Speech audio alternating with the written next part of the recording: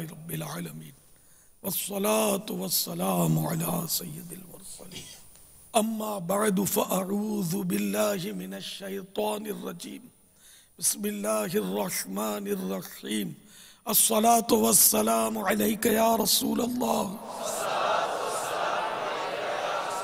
وعلی آلک واصحابک یا حبیب اللہ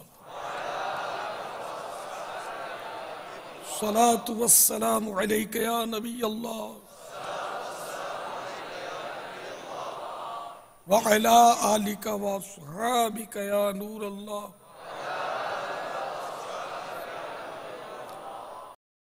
مدینے کے تاجدار دو عالم کے مالک و مختار صلی اللہ تعالی علیہ وآلہ وسلم کا فرمان نور بار ہے،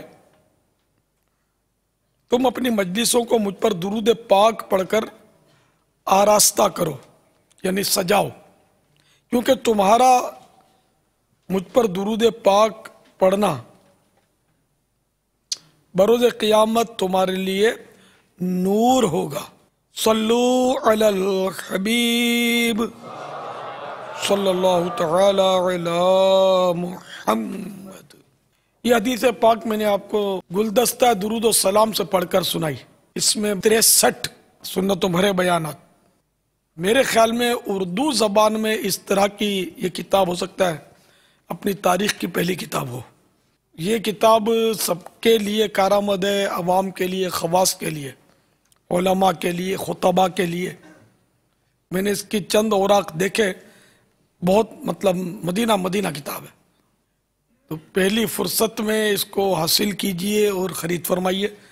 کم و بیش 660 پورے بلکہ 660 صفحات ہیں آخر تک، یہ فہرست وغیرہ سب اس میں آ گئی۔ 2 کم 192 روپیہ اس کا ہدیہ ہے، اس کو ضرور خرید فرمائیے۔ حکایات اور مدنی بہاریں، اور اس میں کیا نہیں ہے، آیات ہیں، روایات ہیں، حکایات ہیں، مدنی بہاروں کی سوغات ہیں، کیا نہیں۔ علماء کے لیے، خطباء کے لیے تو ایک انمول تحفہ ہے، مبلغین کے لیے یہ بہت بڑا خزانہ ہے۔ بس خالی یہ بیان کھول لو، پڑھ کے سنا دو، اور مدنی قافلوں کی نیتیں کروا لو۔ بلکہ آپ علماء اپنی مسجدوں کے اماموں وغیرہ کو تحفے میں پیش کریں، یہ پڑھ کے انشاءاللہ اس سے بیانات کریں گے، مدینہ ہوتا رہے گا انشاءاللہ۔ یہ سارے بیانات غریب زادہ حاجی بلال نے مدنی چینل پر کیے ہوئے ہیں، المدینۃ العلمیہ نے اس کو مرتب فرمایا۔ صلو علی الحبیب صلی اللہ تعالی علی محمد۔ آئیے اچھی نیتیں بڑھا لیجئے۔ اللہ عز و جل کی رضا پانے اور ثواب کمانے کے لیے اچھی نیتیں کرتا ہوں، حسب حال نیتیں کرنی ہیں۔ اول تاخیر مدنی مذاکرے میں شریک رہتے ہوئے علم دین حاصل کروں گا۔ اول تاخیر موبائل فون بند رکھوں گا، صلو علی الحبیب وغیرہ سن کر ثواب کمانے اور صدا لگانے والے کی دلجوئی کے لیے نمایاں آواز سے جواب دوں گا۔ ضرورتاً سمٹ سرک کر دوسروں کے لیے جگہ کشادہ کروں گا، دھکا وغیرہ لگ گیا صبر کر لوں گا، گھورنے جھڑکنے الجھنے جھگڑنے سے بچوں گا، خاص باتیں لکھ لوں گا۔ موقع کی مناسبت سے عز و جل صلی اللہ تعالی علیہ وآلہ وسلم رضی اللہ تعالی عنہ اور رحمت اللہ تعالی علیہ پڑھوں گا، ایصال ثواب کروں گا۔ رب یسر ولا تعسر وتمم لنا بالخیر۔ یاد آنے پر دوران مدنی مذاکرہ بھی اچھی نیتیں کرتا رہوں گا۔ الحمدللہ رب العالمین والصلاة والسلام علی سید المرسلین یا رب المصطفیٰ جل جلالہ وصلی اللہ تعالی علیہ وآلہ وسلم۔ آج کے مدنی مذاکرے اور اب تک کی میرے پاس موجود نیکیوں اور حاضرین و ناظرین اگر اپنی نیکیاں مجھے عنایت فرما دیں، یعنی کہ دل کی نیت کے ساتھ یہ کہہ دیں کہ میں نے اپنی نیکیاں جو میرے پاس موجود ہیں وہ الیاس کو دیں تو انشاءاللہ یہ میرے نام اعمال میں منتقل ہوں گی، آپ کی نہیں جائیں گی، آپ کی بڑھ جائیں گی اور رسالہ ثواب بھی ہو جائے گا انشاءاللہ۔ تو یا اللہ اس طرح جو بھی نیکیاں مجھے ملیں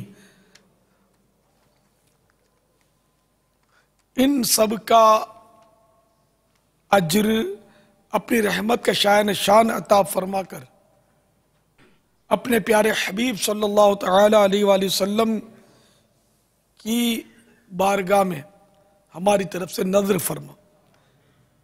الہ العالمین بوسیلہ رحمت للعالمین صلی اللہ تعالی علیہ وآلہ وسلم ان کو پہنچا جملہ انبیاء و مرسلین، خلفاء راشدین، امہات المؤمنین، تمام صحابہ و تابعین و تبع تابعین، ائمہ مجتہدین، علماء کاملین، مشائخ عاملین، مفسرین، محدثین، تمام بزرگان دین، کل مؤمنات و مؤمنین، مسلمات و مسلمین، خصوصاً شہیدان و اسیران کربلا، جمیع اہل بیت اطہار، امام اعظم، غوث اعظم، غریب نواز، اعلی حضرت امام غزالی، صدر شریعت، قطب مدینہ، صدر الافاضل، مفتی احمد یار خان، مفتی دعوت اسلامی حاجی فاروق، حاجی مشتاق، حاجی زمزم رضا، تمام مبلغات و مبلغین مرحومین، ہم سب کے عزیز و اقربا جو دنیا سے ایمان لے کر گئے، مدنی انعامات کی عاملات و عاملین، اور ہر مہینے 3 دن مدنی قافلے کے مسافرین،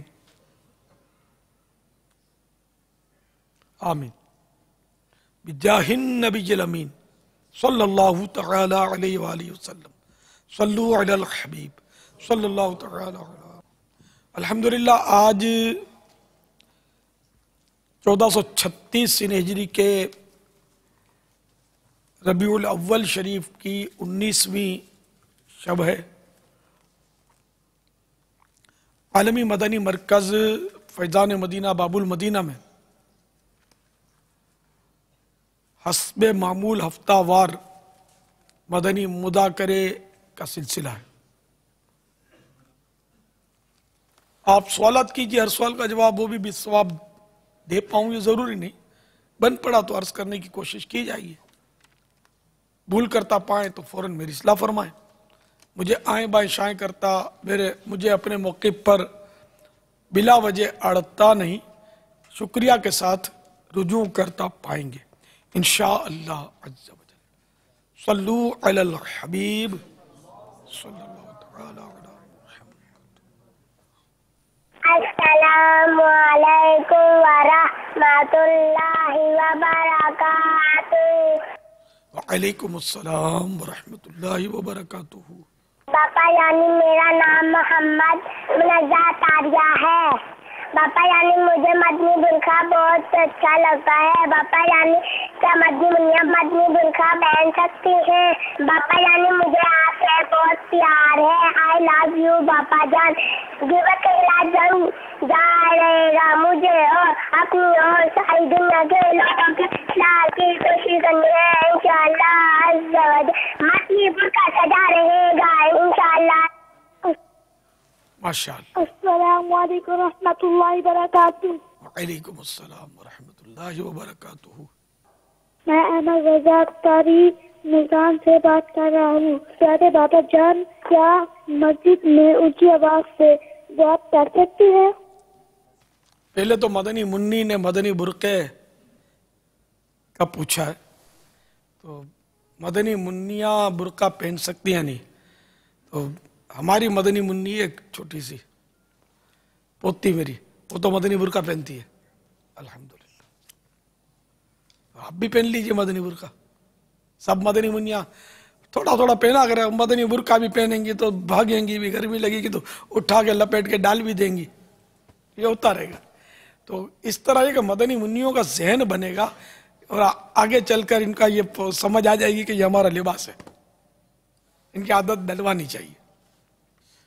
اسی طرح مدنی منع نے سوال کیا کہ مسجد میں اونچی آواز سے بات کر سکتے ہیں؟ نہ اونچی آواز سے بات کر سکتے ہیں نہ نیچی آواز سے، نہ دنیا کی بات۔ مسجد میں دنیا کی بات کرنا نیکیوں کو اس طرح کھا جاتا ہے جیسے آگ لکڑی کو، جیسے چوپایا گھاس کو۔ مسجد میں دنیا کی باتیں 40 برس کے اعمال کو غارت کر دیتی ہیں۔ مسجد میں دنیا کی باتیں نہ کی جائیں۔ مسجد بنی اس لیے نہیں، مسجد عبادت کے لیے بنی ہے۔ اب اگر کوئی دینی بات ہے تو وہ اگر کوئی نماز پڑھ رہا ہے، تلاوت کر رہا ہے، تو اس کو اتنی آواز سے پھر وہ دینی بات کرے کہ جس سے اس کو تشویش نہ ہو، اس کی نماز میں اس کو پریشانی نہ ہو۔ واللہ تعالی اعلم ورسولہ اعلم عز وجل وصلی اللہ تعالی علیہ وآلہ وسلم صلو علی الحبیب صلی اللہ تعالی علی محمد۔ السلام علیکم ورحمۃ اللہ وبرکاتہ۔ وعلیکم السلام ورحمۃ اللہ وبرکاتہ۔ میرا نام محمد انیس ستاری ہے۔ باپا یار میرا سوال یہ ہے، جو اسلامی قلم سے ہاتھ پر یا دیوار پر لکھتے ہیں اس کے بارے میں کچھ مدنی پھول ارشاد فرما دیجیے۔ ہاتھ پر لکھنا، اور وہ بھی سیدھے ہاتھ سے الٹے ہاتھ میں لکھتے ہیں، میرے پاس بھی لاتے ہیں کچھ، ہاں لکھ کے لاتے ہیں کہ یہ دعا کر دو یا فلاں چیز دے دو، کبھی کبھی لکھ کے لاتے ہیں۔ ملاقات جب ہوتی ہے نا، اب میں اکثر سمجھاتا رہتا ہوں کیا کرو، یہ تم اب اسی سے طہارت کرو گے، کہاں کہاں لگاؤ گے، کیا کیا لکھا ہے اس میں دیکھو، تو پتہ نہیں عقل کہاں سے ہو گئی یار۔ اب آپ نے لکھا میرا نام غلام رسول ہے، یوں کر کے ہتھیلی پہ لکھ دیا۔ ساحل کا نام غلام رسول تھا، مدنی منع کا غالباً نہیں، بلکہ یہ دوسرا تھا، اس سے پہلے کہ مدنی منع نے پوچھا تھا۔ تو اب غلام رسول مثلا لکھ دیا، تو رسول، یہ غلام، یہ لفظ بھی قرآنی ہے، لفظ غلام قرآن میں ہے۔ پھر حروف تہجی، یہ قرآنی حروف تہجی ہیں غلام رسول میں سارے کے سارے۔ اس کی سخت بے ادبی سامنے آ گئی نا، اب یہ دھوتا رہے گا، نالیوں میں بہتا رہے گا پانی، کیا کرے گا؟ ہاتھ کاٹ کے پھینک دے، کیا کرے؟ نہ ہاتھ کاٹنا ہے نہ کھال چھیلنی ہے، آئندہ لکھنا نہیں ہے، ٹھیک ہے نا، یہ احتیاط کرنی ہے۔ اچھا، اب رہا دیوار پر لکھنا، اس کی مختلف صورتیں ہیں۔ مدرسے کی دیوار پر یا مسجد کی دیوار پر یا وقف کی جگہ پر کی دیوار پر لکھا، تب تو مسئلہ کیا آپ نے، اور اس کو اگر ممکن ہو تو اس طرح صاف کرے کہ اس کا چونا رنگ کچھ بھی نہ اترے، جس سے کہ ہلکا پھلکا لکھا ہے اور آئل پینٹ لگا ہوا ہے تو پانی کا پونچا مارنے سے شاید وہ صاف ہو جائے۔ اگر رنگ اس کا کھرچ گیا، رنگ خراب ہوا، پھر وہ رنگ آپ کو کرنا پڑے گا۔ اگر مدرسے جو وقف کی جگہ ہوتی ہیں ان میں تصرف کیا، کسی کے گھر گئے وہاں لکھ ڈالا، آپ ندامت ہوئی گئے میں نے کیا کر لیا، صاحب خانہ سے معافی مانگے،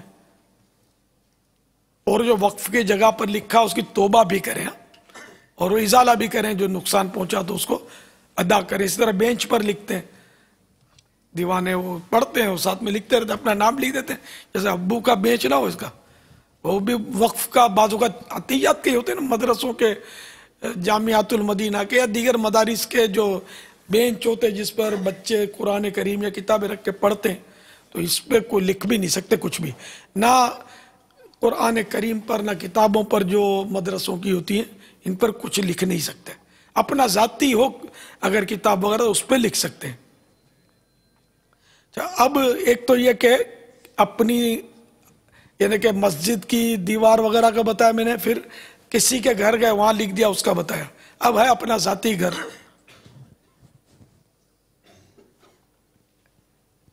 اچھا، کرائے کا گھر ہے تو اس کا پھر الگ حکم بن سکتا ہے، اور اپنا ذاتی گھر ہے تو اس کا الگ حکم بن سکتا ہے۔ تو اپنا ذاتی زر خرید جس کو آنرشپ ہے آپ کی اس گھر کی، اس پہ لکھا، تو اب اس پر ظاہر ہے کہ کوئی مطلب पकड़ आपकी नहीं है। लेकिन अब यहाँ फिर भी अदब वाली बात आएगी कि आपने लिखा, अब ये कि ऐसा ना हो कि ये फिर झड़े।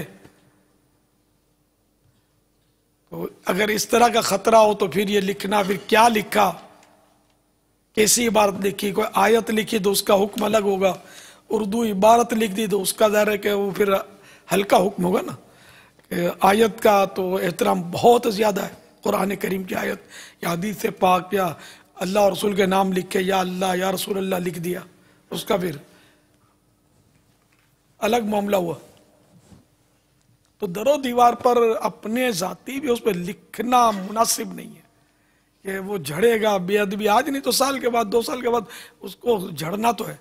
पापा लिखने के अलावा एक मसला और भी देखा जाता है कि स्टिकर लगा देते हैं, और वो स्टिकर हर एक अपने ज़ौक़ के मुताबिक लगा देता है, और फिर वो जब मुख्तलिफ स्टिकर लगे होते हैं तो अजीब सा मंजर बनता है, और अगर उनको उतारा जाए तो वो बैक पे वो कुछ मैल वगैरह जमा लेकर हुआ आता है कुछ, मतलब अगर वो रंग वगैरह है तो उसको बाद लेकर आता है, या ऐसी जगह होती है कि रंग नहीं उतरता तो उसका धब्बा हो जाता है, चिकना चिकना जो होता है ना स्टिकर के पीछे गम वगैरह, तो फिर उसमें मेल चिपकता है और वो बदनुमा हो जाता है। तो किसी की जगह पर ना स्टिकर लगा सकते हैं ना लिख सकते हैं, इजाजत अगर वो स्टिकर लगाने की दे दे तो लगा सकते हैं। अब बसों में, उसमें टैक्सियों में, बसों में भी लगा देते, बस टैक्सी में तो नहीं लगा सकते होंगे, वो छोटी होती है, वो ड्राइवर देख जाए। ये बसों में बहुत लगाते होंगे, है ना स्टिकर, लिखते भी हैं कलमों से।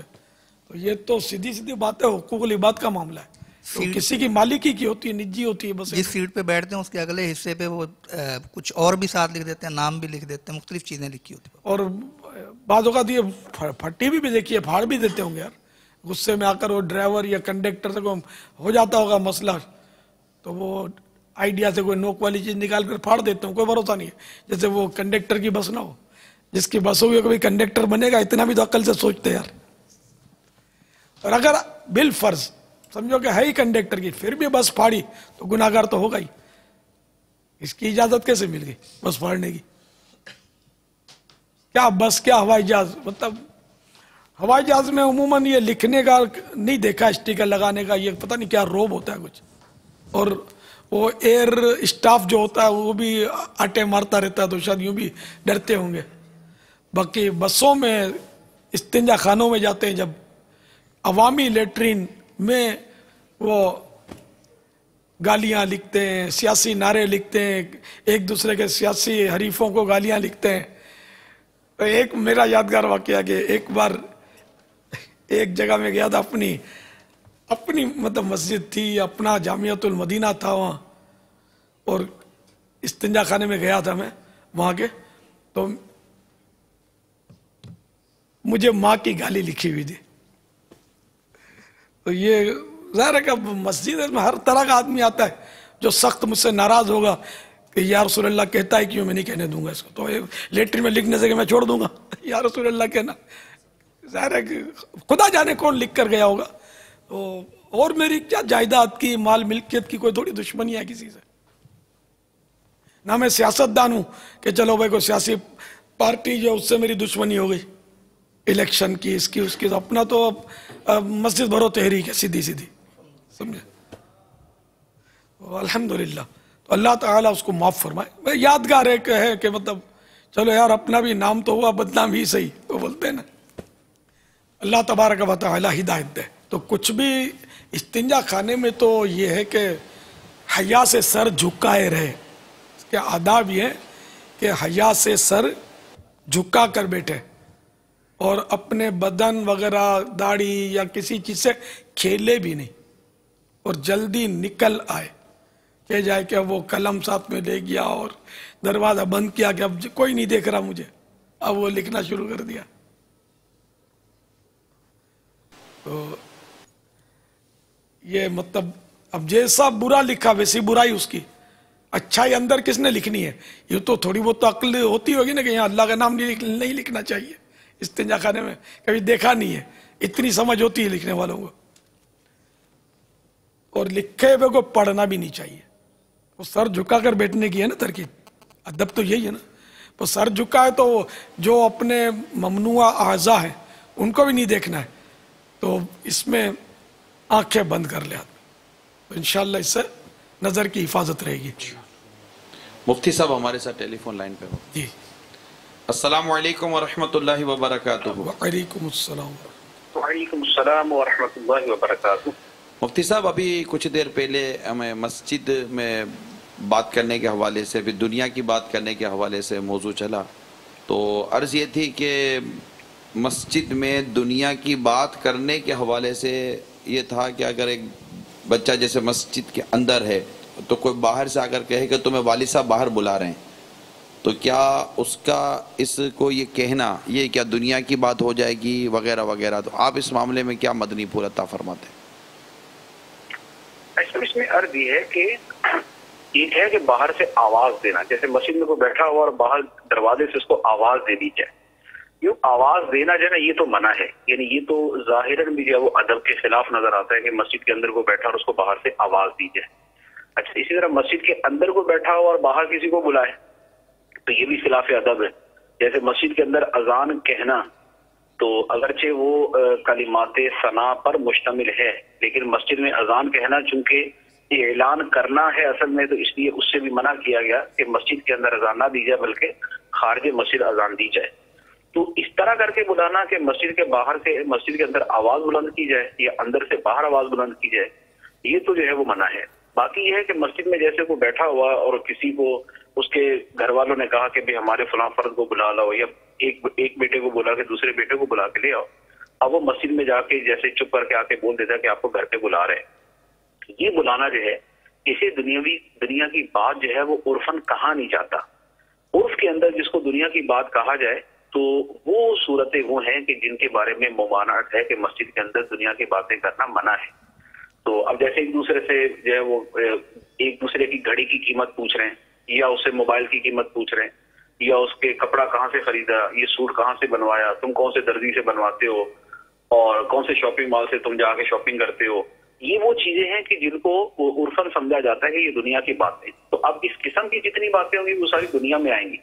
बाकी वो मामूली बात कि जो महज किसी को जो है कोई पैगाम दे देना कि तुम्हें घर पे बुला रहे हैं, या और इस तरह की इसी से मिलती जुलती कोई बात है, वो दुनिया की बात इस तौर पर जो है वो नहीं है। एक फुकाहे किराम ने किताबों के अंदर मस्जिद के आदाब के हवाले से बड़ी तफसील से कलाम किया है, और बहुत छोटी छोटी बातें भी जो है उसकी तरफ भी बड़े यानी मुकम्मल किस्म का जो है वो कलाम लिखा हुआ, लेकिन उसमें भी दुनिया की बात का लफ्ज एक मुतलक लिखा जाता है, और उसकी इस तरह की जो बारीकियां हैं इनको दुनिया की बात जो है वो यानी कहीं भी किसी ने भी इससे मिलती जुलती चीज को या इसको जो है वो दुनिया की बात करार नहीं दिया। तो इस एतबार से ये जो मामूली हरज की चीजें हैं कि जिनके बिना पर हरज हो सकता है, उसमें कोई मुमानात नहीं है। फिर इसी तरह और थोड़ा सा मुझे याद आ रहा है कि अहदीस के अंदर भी इस तरह की चीजें मौजूद हैं, क्योंकि सहाबा किराम की एक तादाद थी जिनका बड़ा वक्त मस्जिद में गुजरता था, तो उनको बुलाना या सरकार सल्लल्लाहु अलैहि वसल्लम किसी को भेज देते थे किसी को बुलाने के लिए। तो ऐसी रिवायत हैं सही कि जिनके अंदर ये बुलाने के लिए भेजना किसी को मस्जिद से या मस्जिद में वो मौजूद है तो उसको जो है वो बुलाने उसको जो है वो बुला लिया। तो इस तरह की बातों को किसी ने भी दुनिया की बातें करार नहीं दिया। और वैसे तो ये है कि असली हुक्म तो आला हजरत अली रहमा ने उसकी तरफ इशारा फरमाया है कि दुनिया की बातों पर जो वईदें हैं वो असल उस सूरत में है कि जब उसका मस्जिद में आना ही बातें करने के लिए हो, और अगर कोई इबादत के लिए आया और कुछ जिक्र उसकार करके बैठा है और फिर कोई बात इस तरह की कर रही है तो उसके ऊपर वईदात नहीं है। यानी उलमा की एक बड़ी तादाद है कि जो यही कहती है। लेकिन अगर वो कौल भी मुराद ले लें कि जिसके अंदर मुतलकन दुनिया की बात करना मना है, खा वो बातें करने के लिए मस्जिद में है, खा वो इबादत के लिए आया, लेकिन उस सूरत में भी ये इस तरह का सिर्फ कोई छोटा मोटा पैगाम दे देना जो है ये दुनिया की बातों में नहीं आएगा। उस्ताद साहब ये बुखारी शरीफ के हदीस में है ना, एक में हज़रत उमर रज़ी अल्लाह तआला अन्हु ने दो सहाबा को जो है दो फर्द को जो है वो मस्जिद में बातें भेजा, बिल्कुल वो जो मदीना मुनव्वरा ताइफ से हाजिर हुए थे और वो बातें कर रहे थे, तो फरमाया कि तुम कहाँ से आए हो? तो उन्होंने कहा कि मैं ताइफ से। फरमाया यहाँ से होते तो मैं तुम्हें सजा देता। और भी इस तरह की काफी सारी रिवायतें जो है वो ज़हन में आ रही हैं कि जिसके अंदर मस्जिद में मौजूद अफराद को बुलाया गया। लेकिन सैयदना उमर फारूक रज़ी अल्लाह ताला अन्हु का जो बुलाना है वो वहां पर तो खैर ये सूरत है कि उनको आपने दीनी मसला समझाने के लिए बुलाया। तो ये बुलाना जो है वो ज़िमनी तौर पर असल में दीनी अमर के लिए है। یہ بلانا محض بلانا نہیں ہے کہ کسی گھر کے کام کے لیے بلایا، تو یہاں تھوڑی سی صورت مختلف ہو جاتی ہے، لیکن ویسے بھی کام کاج کے حوالے سے بلانے کی روایت بھی اور جو ہے نا وہ کئی ساری مل جائیں گی اس طرح کی۔ مدینہ سلام کر رہے، طبیعت بھی تو پوچھتے ہیں نا کیا حال ہے، آپ کو بخار اترا کہ نہیں، اس طرح جیسے پہلے بیمار تھا۔ تو یہ مطلب بہت اچھی وضاحت فرما دی مفتی صاحب نے کہ عرفاً جس کو دنیا کی بات کہا جائے اور وہ مسجد میں کرنے کی بھی بہرحال بہت ساری صورتیں ہیں۔ فتح رضویہ شریف کی وہ شرح بھی آ گئی۔ مرحبا، اللہ تعالیٰ ہمارے مفتی صاحب قبلہ کو جزا خیر عطا فرمائے کہ ہمارا ذہن کافی انہوں نے صاف کیا، اللہ ان کی قبر و آخرت بہتر بنائے، دونوں جہانوں کے بھلائیوں سے مالا مال فرمائے، ان جیسے بکثرت علماء ہم کو عطا فرمائے۔ صلو علی الحبیب صلی اللہ تعالی علی محمد۔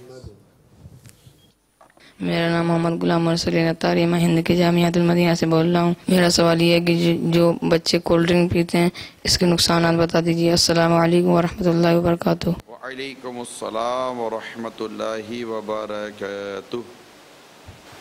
مدنی منع نے کولڈ ڈرنک کے حوالے سے جو سوال کیا تو اس کی وضاحت امیر اہل سنت نے اپنے رسالے فرعون کا خواب میں اس کی کچھ نہ کچھ وضاحت ارشاد فرمائی ہے، اور حقیقت یہ ہے کہ اس وقت کولڈ ڈرنک کا جو مسئلہ ہے نا یہ بہت زیادہ ہم کہہ سکتے ہیں کہ بڑھتا چلا جا رہا ہے، اور ایک تعداد ہے جو کھا ہی نہ کھائے، مطلب عادی ہو گئی ہے کولڈ ڈرنک پینے کی، بوتلیں ان کو پینی ہوتی ہیں۔ تو امیر سنت کی کچھ مدنی پھول عرض کرتا ہوں، یعنی بوتل یعنی کولڈ ڈرنک کا سب سے بڑا جو جز ہے، حصہ، پارٹ، یہ مٹھاس ہے۔ اب مٹھاس یا تو چینی یعنی شوگر سے حاصل کی جاتی ہے یا سیکرین سے، جو کہ سفید رنگ کا مصنوعی صفوف یعنی پاؤڈر ہے، اور چینی سے تقریباً 300 سے لے کر 500 گنا میٹھا ہے۔ جن بوتلوں میں چینی استعمال کی جاتی ہے ان میں چینی کی مقدار کافی زیادہ ہوتی ہے، اور فیضان سنت میں بھی اس کی وضاحت ہے کہ 250 ملی لیٹر کی ایک بوتل میں تقریباً 7 چمچ چینی ہوتی ہے۔ چینی شوگر والی کولڈ ڈرنک پینے سے دانتوں اور ہڈیوں کو نقصان پہنچنے، خون میں شوگر کی مقدار بڑھنے، دل اور جلد اسکن کے امراض پیدا ہونے کے امکانات بڑھتے ہیں، نیز اس سے موٹاپا بھی آتا ہے۔ اب یہ جو 7 چمچ چینی کی جو امیر سنت نے یہاں وضاحت فرمائی ہے، تصور تھوڑا سا آپ کر سکتے ہیں اگر کرنا چاہیں تو، کہ اگر آپ کے سامنے 7 چمچ چینی ایک پیالی میں ڈال کے دے دی جائے اور اب کہا جائے کہ اس کو کھاؤ، تو آپ کی خود طبیعت اس بات کو نہیں چاہے گی کہ اوہ نہیں یار یہ چینی کون کھائے گا بھائی، چینی بھی کو کھاتا ہے۔ دودھ میں یعنی چائے میں تھوڑی سی چینی زیادہ ہو جائے نا تو ہم کو گھبراہٹ جاتا ہے، یا چینی بہت زیادہ ہے اس میں، یا کسی اور چیز میں میٹھا بہت زیادہ ہو جائے تو ہم کہتے ہیں اس میں میٹھا زیادہ ہو گیا ہے۔ اب آپ کے سامنے 7 چمچ چینی رکھ دی جائے اور آپ کو کہا جائے کہ اس کو کھائیے، تو یقیناً آپ کو وہ کھاتے ہوئے ایک عجیب سی کوفت محسوس ہوگی، اور مینٹلی طور پر آپ تیار نہیں ہو گئے کہ میں چینی کھاؤں۔ اب یہی 7 چمچ چینی آپ کو کسی مشروب میں ڈال کر اس کو حل کر کے دی جا رہی ہے کہ اس کو پئیں۔ اب اس میں اور جو کچھ سائیڈ ایفیکٹ اس کے تو ایک اپنی طرف ہے، لیکن خود اس مٹھاس کا جو سائیڈ ایفیکٹ پڑ سکتا ہے وہ بھی ایک بوتل میں گویا کہ 7 چمچ کے آس پاس چینی بیان کی جاتی ہے۔ اب جو شخص 2 بوتلیں روز کی پی لے، 3 بوتلیں روز کی پی لے، اور پھر بعض اوقات تو پورے کین آتے ہیں جو کہ زیادہ اس کے اندر کوانٹٹی ہوتی ہے، تو اس میں پتہ نہیں اس میں اور کیا مطلب مسئلہ ہوتا ہوگا۔ تو اپنی جان کی حفاظت، اپنی صحت کا تحفظ، یہ بھی ایک انتہائی اہم ترین امر ہے۔ اس میں اپنے آپ کو تندرست رکھنے، ایک فٹ رکھنے کے حوالے سے، باڈی فٹنس کے ساتھ ساتھ ایک اسمارٹنس کے حوالے سے بھی، اور یہ کہ میں اللہ تعالیٰ کی یکسوئی کے ساتھ، توجہ کے ساتھ اس رب کی عبادت بجا لا سکوں. یہ غور طلب امر ہے جو کرنا چاہیے. عبادت کی میں یکسوئی اور عبادت پر قوت پانے کا جو ایک تصور جو امیر علیہ سنت نے اپنے کئی بیانات میں ہمیں دیا، یہ اس کو کئی جگہوں پر آپ امپلیمنٹ کر سکتے ہیں. رزق کمانے کے حوالے سے امام غزالی رحمۃ اللہ تعالی نے جو ایک بہت خوبصورت نیت عطا فرمائی ہے احیاء العلوم الدین میں. آپ فرماتے ہیں یہ نیت کرے کہ میں اس لیے کما رہا ہوں کہ اپنی جو ضرورت کے جو رقم ہے، جو ماہانہ، میں اس کو اپنے انداز میں آپ کو عرض کر رہا ہوں کہ جیسے ماہانہ اخراجات کسی کے 30,000 ہیں، 25,000 ہیں فار ایگزامپل، تو میں اس لیے کما رہا ہوں کہ اپنے گھر میں یہ اخراجات دے دوں. جب آپ گھر میں اخراجات دے دیں گے تو اس میں راشن کے، یوٹیلیٹیز کے، دیگر جو مطلب کہ فیسز وغیرہ ہوتی ہیں، جو بھی ایک گھر کے ایک اخراجات ہوتے ہیں نارملی طور پر ڈے ٹو ڈے کے ایکسپینسز ہوتے ہیں، اگر آپ یہ گھر میں دے دیتے ہیں تو گویا کہ آپ نے 20,000 25,000 یا ایسے جتنے بھی مطلب جو فگر بنتا ہو وہ آپ نے دے دیا. تو اب آپ نے دے دیا تو اس کا کیا ہوگا؟ آپ سے بار بار کو مطالبہ تو نہیں نہ کیا جائے گا پیسے دو اور آپ کماتے رہو. تو اب یہ کہ آپ اور ہم یہ سوچے، نیت بنائیں کہ اپنے گھر کے اخراجات کے لیے، جیسے کہ میں کما رہا ہوں کہ اپنے گھر کے جو ضروری اخراجات ہیں وہ دے دیے، اور بیوی بچوں کو جیسے کہ انہوں نے دے دیے، ان کی کفالت ہو گئی، نفقہ ہو گیا. اب ان کو جو دیتے اب میں یکسوئی کے ساتھ اللہ کی عبادت کر سکوں. امام غزالی رحمۃ اللہ تعالی علیہ نے یہاں بھی یکسوئی کے ساتھ اللہ کی عبادت کرنے کو پیش کیا ہے، بیان کیا کہ اللہ کی عبادت کی طرف آئے. تو ایک کاش ہمیں اللہ تعالیٰ کی عبادت کرنے کے حوالے سے جو ہے نا وہ ایک تھوڑا سا کانسیپٹ ہمارا مثبت ہو جائے، پوزیٹیو ہو جائے، تو بہت ساری چیزوں کو ہم خود اگنور کریں گے، ایوائڈ کریں گے کہ نہیں یار یہ میرے مقصد کے لیے یہ رکاوٹ ہے. یہی کھانے پینے کے حوالے سے لے لیجئے، فضولیات کے حوالے سے لے لیجئے. دیکھیں اللہ تعالیٰ نے ہم کو عبادت کے لیے پیدا کیا، ٹھیک، اللہ نے ہمیں عبادت کے لیے پیدا کیا. وَمَا خَلَقْتُ الْجِنَّ وَالْإِنسَ إِلَّا لِيَعْبُدُونَ. ہم نے جنوں اور انسانوں کو اپنی عبادت کے لیے پیدا کیا. اب ہم اللہ تعالیٰ کی عبادت کے لیے پیدا کیے گئے ہیں، اب عبادت کرنی ہے تو ہم اپنے جملہ کاموں کو عبادت بنائیں. اس کے لیے ہماری رہنمائی کی گئی ہے کہ ہم اللہ تعالیٰ کی عبادت میں اپنے آپ کو مصروف عمل رکھیں. اگر ہمارا یہ تصور بن جائے نا کہ ہم اللہ تعالیٰ کی عبادت کرنے کے لیے پیدا کیے گئے ہیں، اب میں اللہ تعالیٰ کی عبادت کرنی ہے، اب جو عمل ہم کرنے کے لیے جا رہے ہیں وہ اچھی نیتوں کے ساتھ شریعت مطہرہ کے احکامات کو سامنے رکھ کر ہم امور کو عبادت کے اندر داخل کرتے چلے جائیں. ہماری زندگی عبادت اور عبادت کے ساتھ رہے گی، اور جو ہمیں عبادت میں ہماری راہ میں رکاوٹ بن سکیں، خواہ وہ اگرچہ ان کے لیے جواز ہی صحیح، جائز ہونا ہی صحیح، لیکن اس پر غور کیا جائے کہ یہ کہیں میرے لیے عبادت کی راہ میں رکاوٹ نہ بن جائے. اب مثال کے طور پر کسی کا کام ہی گلے کا ہے، اب آپ دیکھیں جس کا کام گلے کا ہے کہ یار اس کو کمانا ہی اپنے گلے سے ہے. فار ایگزامپل میں ایک آپ کو مثال دے رہا ہوں، اس کی جو ذرائع آمدنی ہے وہ یہ کہ یہ اپنے گلے کا استعمال کرے گا، اپنے ساؤنڈ باکس کا استعمال کرے گا، اپنے ووکل کا استعمال کرے گا، ٹھیک. اب اس کو آپ وہ چیز دیں جس کو ایسا لگے گا کہ یار اسے میرا گلا افیکٹ ہو جائے گا، وہ پاسبل نہیں ہے کہ ان چیز کو اٹھائے گا، کیونکہ اس کو پتا ہے کہ اگر میں یہ چیز پی لوں گا تو میں اپنے کام سے ہٹ جاؤں گا، میرا گلا بیٹھ جائے گا، تو ختم ہو جاؤں گا. تو ایک شخص اپنے پروفیشن کو باقی رکھنے کے لیے بہت ساری چیزیں ایوائڈ کر سکتا ہے. تو ہم اپنے آپ کو عبادت کے لیے مینٹلی اور فزیکلی طور پر، ذہنی اور جسمانی طور پر ایک تندرستی کے ساتھ اپنے آپ کو رکھیں. کیا اس کے لیے ہم دیگر چیزوں کو غور نہیں کر سکتے کہ اس کو بھی چھوڑو، اس کو بھی چھوڑو، یہ ہے تو بڑے لذیذ لیکن اس کو چھوڑ دیجئے، میں عبادت تو قوت کیسے پاؤں گا. یہ سگریٹ کے جو عادی ہیں وہ بھی غور کریں کہ سگریٹ یہ آپ کے پھیپھڑوں کو، آپ کے سینے کو، آپ کے جسم کے اندرونی حصے کو تباہ و برباد کر رہی ہوتی ہے. تو انسان یہ دیکھے کہ یہ چیزیں مجھے ویک کر رہی ہیں، اس کا دھواں میرے دماغ کو کھا رہا ہے، اس کا تمباکو میرے دماغ کو، میرے اعصاب کو، میرے خون کو، حتیٰ کہ میرے کانفیڈنس کو لوز کر رہا ہے. آپ غور کیجئے، بوتل کے عادی، جو کولڈ ڈرنک کے عادی ہیں، اور آپ جو سگریٹ کے عادی ہیں، تمام چیزوں کے عادی ہیں، یا ٹوبیکو کے پتی والے پان کے، یا دیگر پان کے، یا اس طرح کے گٹکے وغیرہ کے عادی ہیں، ایک سوال آپ کے سامنے رکھتا ہوں کہ آپ کو سب سے بڑا نقصان تو یہ پہنچ رہا ہے کہ اس عادت نے آپ کی خود اعتمادی کو توڑ پھوڑ کے رکھ دیا، مجروح کیا اس نے آپ کی چیز کو. آپ بولے نہیں میرے اندر بہت کانفیڈنس ہے، اب سگریٹ چھوڑ کے دکھاؤ تو مانو تمہارے اندر بہت کانفیڈنس ہے، بوتل چھوڑ کے دکھاؤ مانو آپ میں بہت کانفیڈنس ہے، گٹکا چھوڑ کے دکھاؤ مانو آپ کے اندر بہت کانفیڈنس ہے.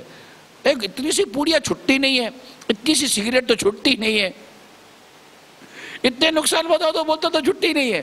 سگریٹ کی ڈبی کے اوپر کینسر کا منہ بنا کر دے دیا تب بھی نہیں چھٹتی ہے. ارے کہاں کے خالی خالی مطلب کہ بڑی بڑی باتیں، میرے اندر بہت کانفیڈنس ہے. دھول کانفیڈنس ہے آپ کے اندر. کانفیڈنس ہوتا تو ابھی سگریٹ کو اٹھا کر آپ ایک طرف کر دیتے، کولڈ ڈرنک کو اٹھا کر ایک طرف کر دیتے. نہیں سامنے ہو تب بھی نہ پئیں. کانفیڈنس ہے نا آپ کے اندر، آپ کو کانفیڈنس ہے.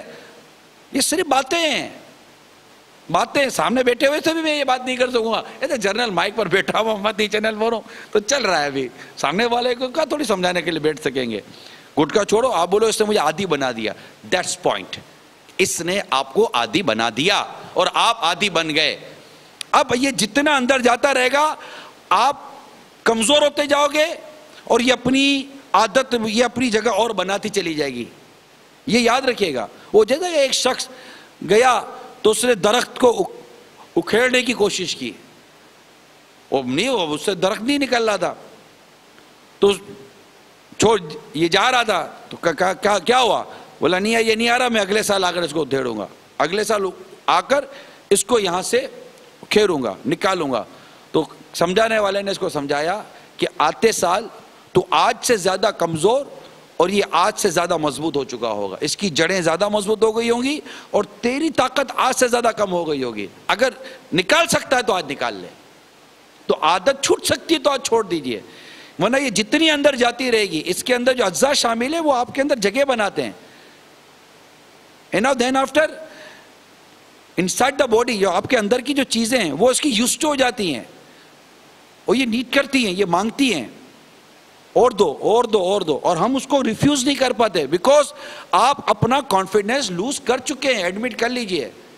اور اگر آپ چاہتے ہیں کہ آپ کا کانفیڈنس ڈیولپ ہو، آپ کا کانفیڈنس آپ کے کنٹرول میں آ جائے، تو آج ابھی اور اسی وقت ثبوت دیجئے کہ میں چھوڑ دوں گا، نہیں پیتا. سامنے ہوگی تب بھی نہیں پیوں گا. ٹھکن کی آواز آئے گی، وہ کیا جو اس کی گیس نکلتی ہے ٹھس کر کے آواز آتی ہے، لوگوں کو مست کر دیتی ہے جو عادی ہوتے ہیں. اوہ یار تھوڑی سی پلا دے یار، تھوڑی سی پلا دے یار، تھوڑی سی پلا دے. یہ تھوڑی تھوڑی ہو، یہ بھی کیا لجاجت لگا کر بیٹھے ہوئے ہو. نہیں پینی نا، کیا ہے اس میں؟ سگریٹ نہیں پینی، گٹکا پان نہیں پینا. نہیں اب یار، وہ شریف آدمی کے سامنے نہ آدمی سگریٹ پی سکتا ہے، نہ موزد آدمی کے سامنے آدمی گٹکا کھا سکتا ہے. اچھا میں ان کو بھی جانتا ہوں، آپ کو یقین دلاؤں کہ جو یہ پتی والے پان اور گٹکے کے عادی ہوتے ہیں نا، اچھا ان کو فون کرو. ابھی یہ ان کے لیے عجیب آزمائش ہے. ان کو آپ نے فون کیا، اب آپ نے فون کیا اور ابھی انہوں نے ریسنٹلی ناؤ جسٹ انہوں نے ابھی اپنے منہ کے اندر یہ پتی والا پان انہوں نے موڈ بنا کر اندر ڈالا ہے نا. گٹکا کھایا، پتی والا پان اور گٹکا اندر منہ میں ڈالا، اس میں آ گیا کوئی امپورٹنٹ فون. اب ابھی یہ پریشان کہ یار میں اٹھاؤں کہ جب یہ سلام کرے گا تو جواب دینا پڑے گا، بات کرے گا تو بات کرنی پڑے گی. بات تو مجھ سے ہوتی نہیں ہے، ذکر اللہ بھی نہیں کر سکتا، کچھ بھی نہیں کر سکتا، بس کھاتا رہے، دماغ میں چڑھاتا رہے اور اپنے جسم کو گلاتا رہے. اب یہ کتنے تو یہ فون بھی نہیں اٹینڈ کر سکتے ہوں گے، اور کرتے ہوں گے تو کیسا بھاری دل لے کر یہ تھکتے ہوں گے. تھکتے بھی پتہ نہیں کدھر ہوتے ہوں گے. تو آپ بتائیے یار، اتنی عجیب و غریب قسم کی ایک غیر مہذب والی عادت اختیار کرنے کا آپ کو کس نے مشورہ دے دیا یار؟ اور اس میں بھی بعض مہذب کہلانے والے، مہذب نظر آنے والے لوگ اس میں مبتلا ہیں. میں ان مدنی منوں اور مدنی منیوں اور یہ جو ہمارے نوجوان اور ٹین ایجز جس کو کہتے ہیں نا 13 to 19 اور اس کے آگے پیچھے کے جو ایجز کے لوگ ہوتے ہیں، عمر کے جو اسلامی بھائی ہوتے ہیں، ان سے میرا مدنی التجا ہے برائے کرم آپ ایسوں کی صحبت ہی چھوڑ دیجئے. یہ پان، گٹکا، سگریٹ اور یہ تمام چیزوں میں اور یہ کولڈ ڈرنک وغیرہ کے اس میں جو عادی ہوتے ہیں نا، یہ آپ کو عادی بنا دیں گے اور یہ آپ کی صحت کو گھلائے گا. آپ کے پیسے بھی ضائع کرتا ہے. اور ہوگی وہ 15 20 25 روپے کی سگریٹ ہوگی، کتنے کی ہوتی ہے ایک سگریٹ؟ 5 روپے کی. 5 روپے کو آپ مورو، 5 روپے کو موریں اور اس کو سگریٹ کی طرح بنائیں، اس کو منہ میں رکھے، میں اس کو ماچس جلاؤں، آپ کی حالت کیا؟ نہیں میری 5 روپے کی نوٹ جلا دی آپ نے، نہیں اسے اچھا 5 روپے کے اندر تمباکو بھی ڈالو، اچھا یہ تو نوٹ چلو جلا دی تو نوٹ ہی جلی، 5 روپے کی نوٹ جلی تو آپ کا دل جلا، مگر یہاں تو آپ یہ 5 روپے جلا کر اس کے اندر 5 روپے جا بھی رہے اور اندر بیماری آ بھی رہی ہے۔ کیا یہ سمجھدار لوگوں کا کام ہے؟ عقل مند آدمی کیسے کر سکتا ہے؟ تو بات چلی تھی بوتل پر، تو میں چلا گیا تھوڑا پان اور گٹکے کے اوپر بھی، سگریٹ پر بھی چلو اس کی بھی خبر لے لیتے ہیں تاکہ ہم اپنے نوجوانوں کو بچائیں، اور ہو سکتا ہے کہ آج چھوڑ چکے ہوں۔ بھائی میں نے کانفیڈنس کی بات کی، اعتماد کی بات کی، اور آپ جانتے ہیں کہ اس سے آپ کو لاس ہو رہا ہے، آپ کو نقصان ہو رہا ہے۔ آگے بڑھتے ہیں۔ पंज जो नोट न तो हुयो न सिक्को हले तो جی 5 जो नोट आने न तो अचे, اچھا हमारी वो नोट नहीं है، अब सिक्का हाणे है। सिक्को है। अच्छा चले सिक्का है तो नोट भी तो चलो आप सोच लो ना कि नोट का तस्वुर कर लीजिए, नोट कभी तो थी हमारी। अरे वो पुरानी बात पुरानी होगी, तस्वुर करके हाँ थोड़ी तो चलाना चलो है। भाई अब 10 रुपए कर लेते हैं। एक काम करें ना, 5 रुपए के सिक्के को आग में डाल दें। नहीं वो नहीं जलेगा, वो नहीं जलेगा, क्यों? धात है। अच्छा वो अगर जलता उसको भी नहीं है। जलाने के लिए जो वो आग भी हाई पावर की चाहिए, हर एक नहीं जला सकता। तो चलो इसको कोई तो 10 रुपए तस्वुर भी तो है बनवा ना, दो। 10 रुपए तो है ना। चलो 10 रुपए की नोट है, चलो भाई 10 रुपए पर डन कर लेते हैं, ठीक है। तो ये 2 सिगरेटों का फिर बोलेगा हमको कि हम 2 सिगरेट एक साथ नहीं पीते। चले भाई 10 रुपए का तस्वुर कल हो सकता है कि कोई महंगी सिगरेट 10 रुपए की भी आती होगी। अमेरिकी इदारे FDA को स्क्रीन वाली ग़िज़ाओं के बारे में हज़ारों शिकायत मौसूल हुई। मुहक्किकीन का ख्याल है कि अमेरिकी अवाम में कैंसर की ज़्यादती, माजरत के साथ अमेरिकी इदारे FDA को सेक्रीन वाली ग़िज़ाओं के बारे में हज़ारों शिकायत मौसूल हुई। मुहक्किकीन के ख्याल है कि अमेरिकी अवाम में कैंसर की ज़्यादती सेक्रीन वाली चीज़ों के इस्तेमाल की वजह से है। इस सेक्रीन पर तो बाज़ ममालिक में पाबंदी लगा दी गई है। सेक्रीन के इस्तेमाल से मसाने का कैंसर होने की इत्तलात हैं। कोल्ड ड्रिंक चीनी यानी शुगर वाली हो या शुगर फ्री, दोनों ही सूरतों में सेहत इंसानी के लिए नुकसानदेह है। बरतानिया के अंदर 1992 यानी 1992 में बच्चों के दांतों के बारे में किए जाने वाले सर्वे से ये बात सामने आई कि कोल्ड ड्रिंक के शौकीन 20% बच्चों यानी हर 5वें बच्चे के दांतों की हिफाजत, बच्चों के दांतों की हिफाजती तय खत्म हो जाती है। चूहों पर तजर्बा किया गया और इनको कोल्ड ड्रिंक्स पिलाई गई तो चूहों के दांत 6 माह में घिस गए।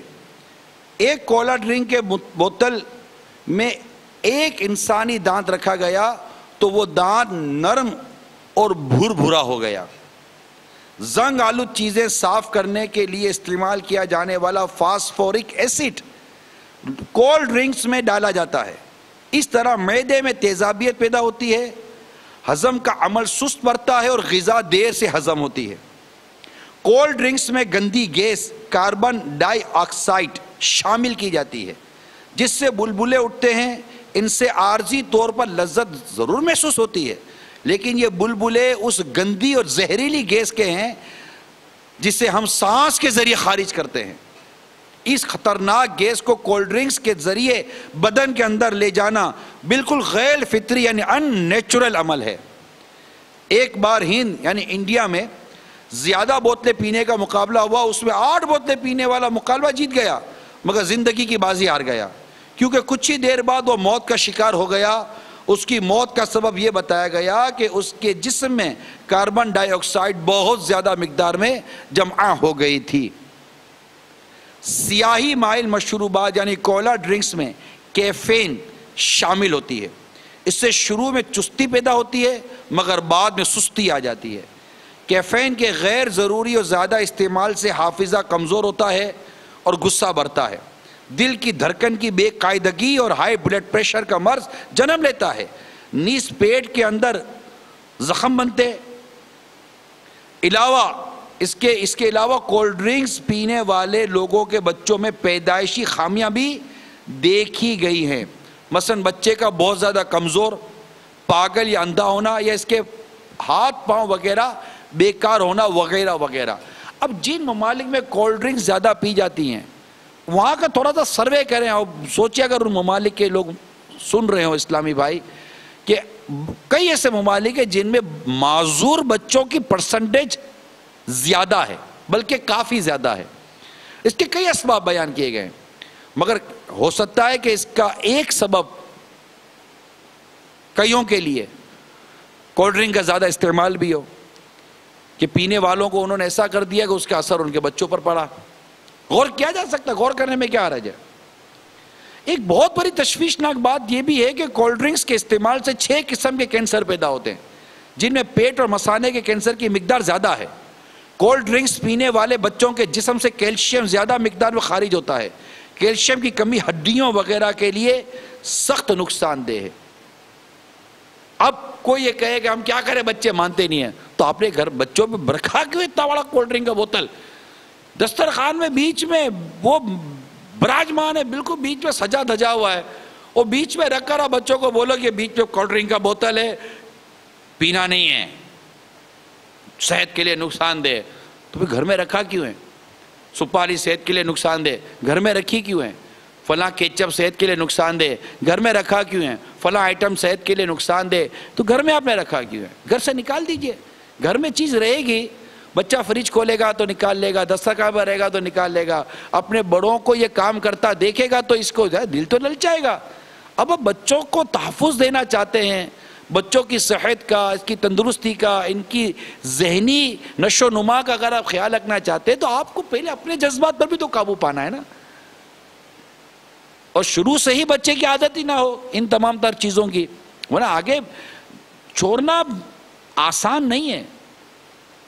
اب واقعی چھوڑنا آسان نہیں ہے.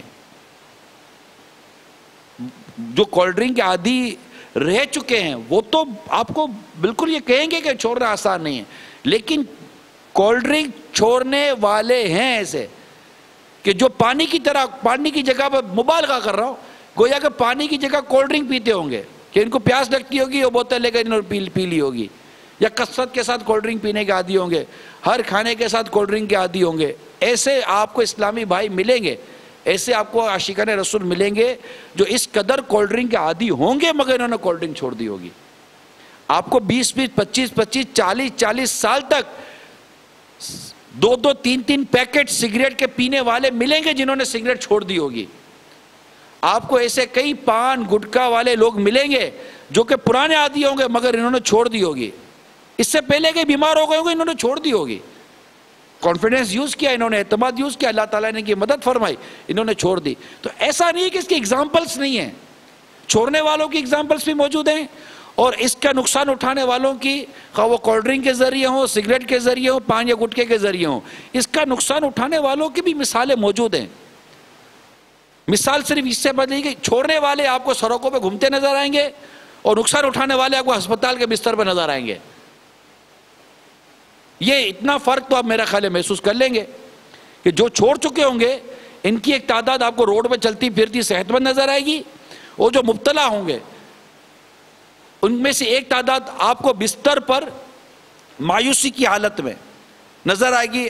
اللہ تعالیٰ ان تمام عاشقان رسول کو صحت عطا فرمائے جو اس طرح کے کسی کی وجہ سے یا جو بھی بیمار ہیں، اللہ تعالیٰ ان کو تندرستی عطا فرمائے. ہماری تو ہمدردی ہے، لیکن عبرت کے لیے عرض کر رہا ہوں، کولڈ ڈرنکس جلد خراب نہ ہو اس لیے اس میں سلفر آکسائڈ یا سوڈیم بنزانک ایسڈ شامل کیا جاتا ہے. ان دونوں کیمیکلز کے استعمال سے سانس کی تکلیف، جلد پر خارش اور گھبراہٹ کی بیماریاں پیدا ہوتی ہیں. نیز کولڈ ڈرنکس میں کیمیاوی رنگ بھی ڈالے جاتے ہیں جن کے اپنے نقصانات ہیں. دنیا بھر میں چینی یعنی شوگر کا استعمال ہے. جسم انسانی کو ایک مخصوص مقدار میں اس کی ضرورت ہوتی ہے جو کہ روٹی، چاول، سبزی، پھلوں وغیرہ کے ذریعے عموماً پوری ہو جاتی ہے. اس لیے سفید چینی یا اس کی ڈشیں استعمال کرنا ضروری نہیں ہوتا. ہاں جو لو شوگر کا مریض ہو اس سے ڈاکٹر کی ہدایت کے مطابق شوگر کا استعمال کرنا ہوگا. اصول یہ ہے کہ کوئی بھی چیز اگر ضرورت سے زیادہ استعمال کی جائے تو وہ نقصان پہنچاتی ہے. آج کل چینی کا استعمال ضرورت سے زیادہ ہونے لگا ہے اور غیر ضروری اشیاء کے ذریعے چینی بدن میں انڈیلی جا رہی ہے، مثلاً بوتلوں، آئس کریموں، شربتوں، مٹھائیوں، ٹافیوں، میٹھی ڈشوں وغیرہ کا استعمال عموماً غذا نہیں، اضافی طور پر محض تفریحاً کیا جاتا ہے، اور ایسا کرنا اپنے ہی ہاتھوں سے اپنے پاؤں پر کلہاڑا چلانے کے مترادف ہے۔ چینی کے زیادہ استعمال کا سب سے بڑا نقصان یہ ہے کہ یہ انسولین کی مقدار خون میں بڑھا دیتی ہے، جس سے گروتھ ہارمونز، یعنی وہ ہارمونز جو جسم کی نشو و نما اور بڑھوتری کے ذمہ دار ہوتے ہیں، ان کی پیداوار رک جاتی ہے، جس سے جسم کا دفاعی یعنی بیماریوں سے مقابلہ کرنے کا نظام کمزور ہو جاتا ہے۔ انسولین جسم میں چکنائی کا ذخیرہ کرنے کی صلاحیت بڑھا دیتی ہے، جس سے بدن کا وزن بڑھتا جاتا اور موٹاپا آتا ہے۔ گنے سے جب ریفائنڈ شوگر تیار کی جاتی ہے تو اس میں موجود تمام اہم اجزاء علیحدہ کر دیے جاتے ہیں جن کی بدن انسانی کو ضرورت ہوتی ہے۔ مثال کے طور پر نمکیات، پروٹین، پروٹامنز، انزائمز وغیرہ۔ لہذا کہا جاتا ہے جو کچھ چینی کی شکل میں ہم استعمال کرتے ہیں وہ سوائے ہمارے نظام کو تباہ کرنے کے اپنے اندر اور کچھ نہیں رکھتی۔ لہذا سفید چینی جو کہ عموماً بازاروں میں دستیاب ہوتی ہے، اس کی خاص غذائی اہمیت نہیں، بلکہ شوگر کے ماہرین اسے کینسر کے لیے ایندھن قرار دیتے ہیں۔ اگر ان بیماریوں کی فہرست بنائی جائے جن میں کہیں نہ کہیں چینی کردار ادا کرتی نظر آتی ہے تو یہ خاصی طویل ہے۔ چینی دفاعی یعنی حفاظتی نظام کو کمزور کرتی ہے، جس سے ہر طرح کی بیماریاں حملہ آور ہو سکتی ہیں۔ یہ نمکیات کے توازن میں خلل پیدا کرتی ہے، دانتوں کو خراب اور کمزور کرتی ہے، بال جلد سفید ہونے، کولیسٹرول میں اضافے اور سر درد کا باعث بنتی ہے۔ اگر آپ چینی کا زیادہ استعمال کرتے ہیں تو اس کا مطلب ہے کہ وٹامن سی کو خون کے خلیوں یعنی وائٹ سیلز میں جانے سے روک دیتے ہیں، اور اس طرح سے آپ خود اپنا دفاعی نظام کمزور کر رہے ہوتے ہیں۔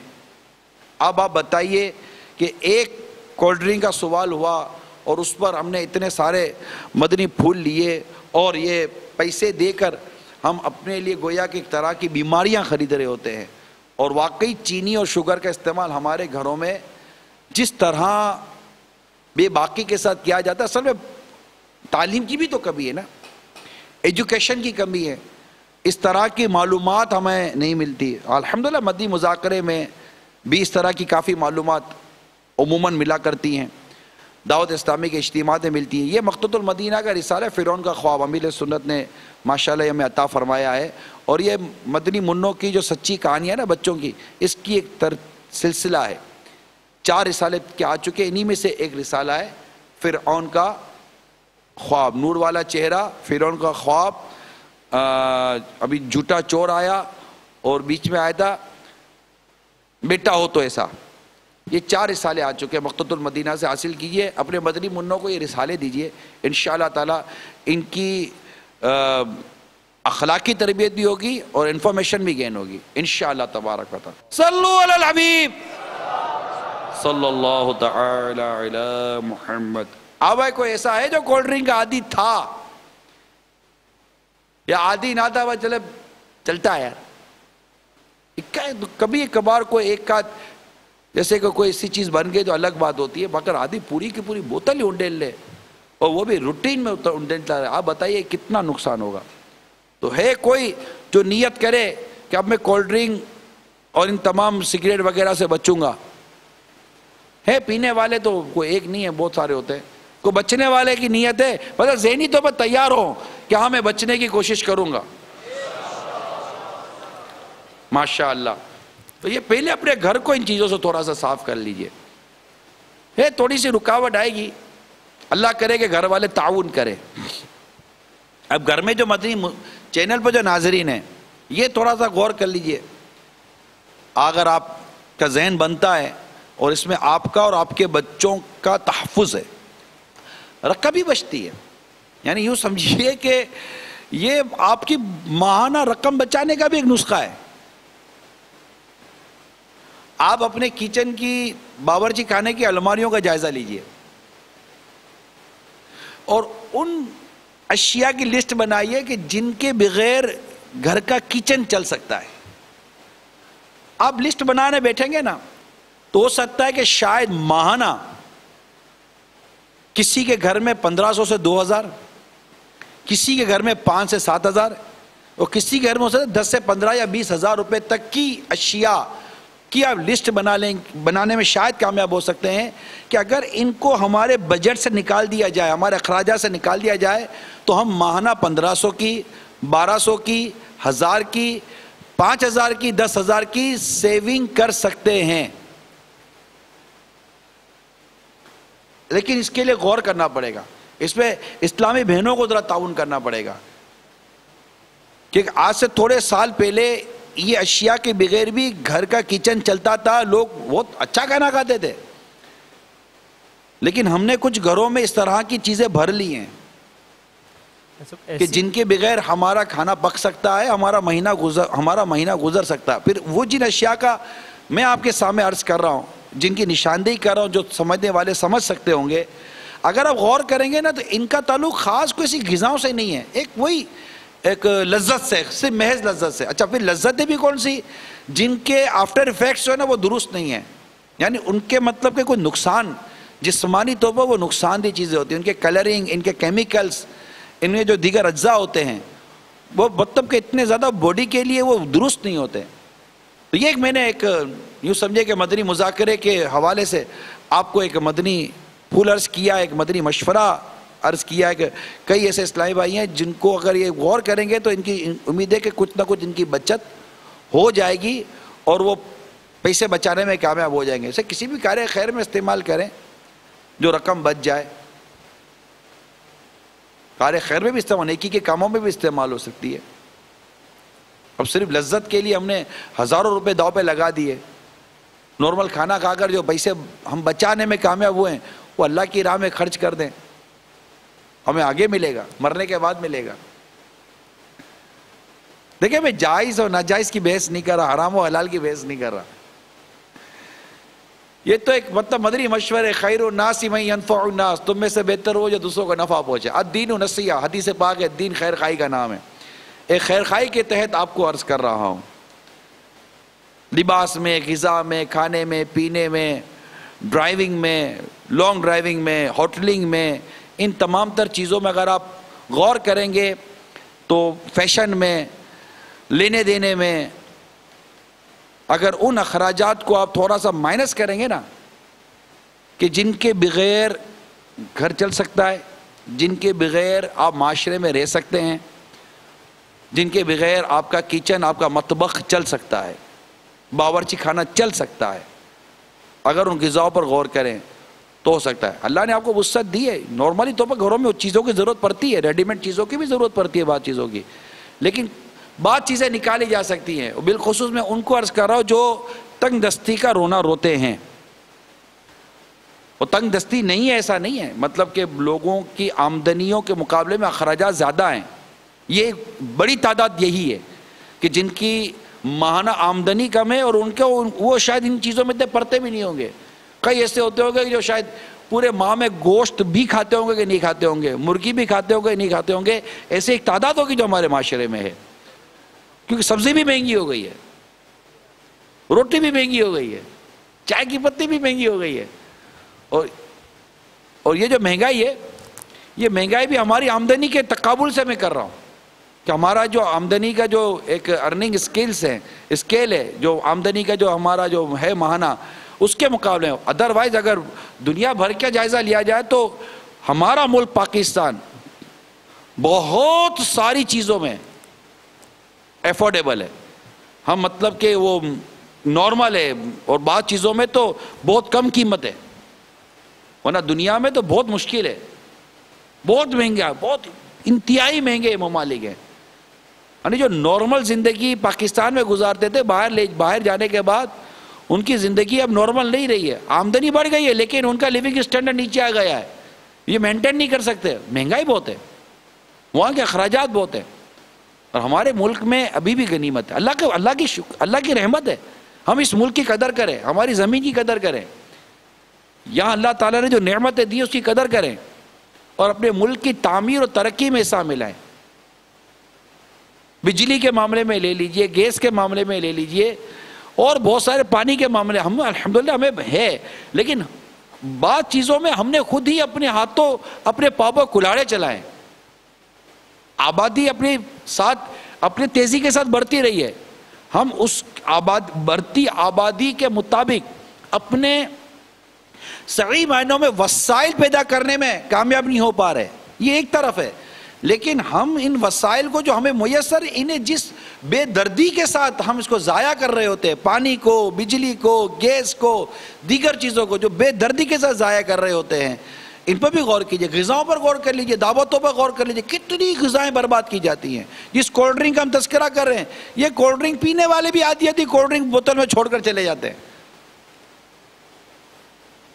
مہنگے سے مہنگا کھانا دعوتوں میں کھلایا جاتا ہے، مہنگے سے مہنگا، عمدہ سے عمدہ بنانے کی کوشش کی جاتی ہے، وہ یہ نہیں دیکھا جاتا کہ صحت کے لیے اچھا ہے یا نہیں ہے، لذیذ ہونا چاہیے، مگر مہنگے سے مہنگا، عمدہ سے عمدہ کھانا ہمیں دعوتوں میں دینے کی کوشش کی جاتی ہے، مہنگے سے مہنگا ڈیکوریشن دعوتوں میں اس کو مینیج کیا جاتا ہے، لیکن آپ دیکھیے دعوتوں میں کتنا کھانا برباد کیا جاتا ہے، کتنا کھانا برباد کیا جاتا ہے۔ 3 4 قسم کی تو روٹیوں کی قسمیں ہوتی ہے، تافتان الگ ہے، شیرمان الگ ہے، تو تندور کی روٹی الگ ہے، پھر لے دے کے ہو سکتا ہے سلائس بھی کہیں رکھتے ہو تو پتہ نہیں ہے مجھے، وہ الگ ہے، یعنی آٹا 4 قسم کا، سالن 4-5 قسم کا، پھر جوس الگ ہے، تو کولڈ ڈرنک الگ ہے، تو فلاں چیز الگ ہے، یہ الگ بہت سارے آئٹم۔ اب جس دعوت پہ 30-40 آئٹمیں ہوں گی تو وہاں کیا نہیں ہوگا؟ تو عمدہ سے عمدہ کھانا بھی اگر دیا جاتا ہے تو ضائع کتنا کیا جاتا ہے، آپ سوچئے۔ جب یہ کھانا اٹھا کر ان کے ڈبوں میں ڈالا جاتا ہے، وہ جو ان کے ٹب ہوتے ہیں، ان میں جو ڈشیں اور پلیٹیں جو انڈے لی جاتی ہیں، تو پتہ نہیں کتنے گھروں کا ماہانہ راشن کئیوں کی ایک دعوت کے اندر تباہ و برباد کیا جاتا ہے۔ کئی نارمل گھروں کا ماہانہ جس پہ ان کا راشن پورا ہو جائے کھانا، مگر ضائع کیا جاتا ہے۔ اس کے لیے کوئی ایسا نظام بھی نہیں ہے، یعنی ہم نے اپنی دعوتیں آپ نے دعوت لیکن اس دعوت کے اندر کوئی ایسا نظام تو ہو، کوئی تو ایسی ترکیب ہو، کوئی ایسا لکھنے کا نظام ہو، کوئی کارڈ وارڈ پر لکھنے کا کچھ ایسا بنائیں کہ جس سے لوگوں کو اویئرنیس ہو۔ مطلب اس کو لوگ سمجھتے کہ ضائع نہیں کرنا چاہیے، ایسا نہیں ہے کہ کوئی سمجھتا نہیں ہے، ضائع نہیں کرنا، لیکن ایک اویئرنیس کے لیے کوئی ایسی تحریر ہو، کوئی ایسا ہم نظام بنائیں کہ ہماری دعوتوں کے اندر جو کھانا برباد کیا جاتا ہے یہ نہ ہو۔ جو فیملی ممبرز جاتے ہیں اپنے بچوں کو گھر سے تربیت دے کہ بیٹا کھانا زیادہ نہیں لینا، نارمل لینا ہے، گھر والوں کی تربیت، تو ہر ایک مطلب گھر سے نکلتے وقت بھی کوئی تربیت کی جا سکتی ہے، کوئی ایسا ذہن سازی کی جا سکتی ہے کہ ہم نے کھانا ضائع ہونے سے بچانا ہے۔ اب جیسے مدنی چینل کے ذریعے گویا کہ ذہنی بنایا جا رہا ہے کہ آپ جب بھی اگر کسی ایسی دعوت پہ جائیں جس پہ شرعاً جانا بھی تو جائز ہو، اور اگر آپ ایسی کسی دعوت پہ جا بھی رہے ہیں تو ذہن بنائیے کہ ہم کھانا ضائع نہیں کریں گے۔ اللہ عمل کرنے کی توفیق عطا فرمائے، آمین آمین بجاہ النبی الامین صلی اللہ تعالی علیہ وسلم۔ صلو علی الحبیب صلی اللہ تعالی علی محمد۔ السلام علیکم ورحمۃ اللہ وبرکاتہ۔ وعلیکم السلام ورحمۃ اللہ وبرکاتہ۔ میں انجم رضا اطاری UK کی بریلی کابینہ کی ڈویژن نوٹن سے عرض کر رہا ہوں۔ باپا جانی کی بارگاہ میں یہ سوال ہے کہ یہ ارشاد فرمائیں کہ کیا کوئی قبر کے اندر کے حالات بھی جان سکتا ہے؟ جزاک اللہ خیرہ۔ السلام علیکم ورحمۃ اللہ وبرکاتہ۔ وعلیکم السلام ورحمۃ اللہ وبرکاتہ۔ اللہ تبارک و تعالی کی عطا سے جان سکتا ہے۔ مثلا بخاری شریف کی ایک حدیث ہے، بخاری جلد اول صفحہ 95، حدیث نمبر 216، اور نسائی شریف صفحہ 13، حدیث نمبر 31